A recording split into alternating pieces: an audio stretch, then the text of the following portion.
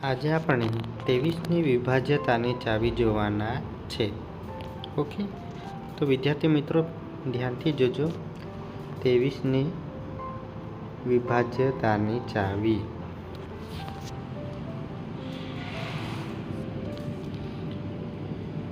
જો કોઈ સંખ્યાના એકમના અંકને 7 વડે ગુણીએ મળતી સંખ્યાને બાકીની સંખ્યામાં ઉમેરવાથી બનતી સંખ્યાનો તફાવત 0 અથવા 23ના ગુણકમાં હોય તો તે સંખ્યાને 23 વડે વિભાજિત કરી શકાય છે. બરાબર છે? તો તેના આપણે ઉદાહરણ જોઈએ. ઉદાહરણ 667 ને 23 વડે નિશેષ ભાગી શકાય કે નહીં તે જોઈએ. બરાબર?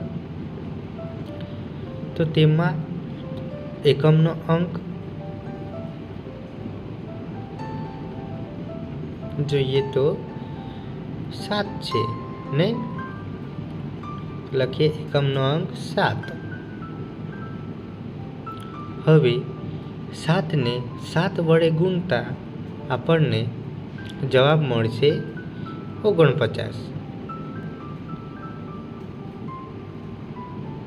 હવે બાકીના વધેલા અંક 66 જે છે તેને 49નો સરવાળો કરતા 66 વત્તા 49 બરાબર આપણને મળશે 115. તો 115ને 23 વડે નિશેષ ભાગી શકાય છે.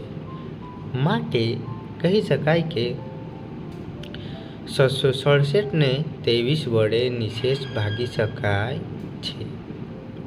ઓકે, આવા જ વિડીયો જોવા માટે ચેનલને લાઈક અને સબસ્ક્રાઈબ કરી આપજો.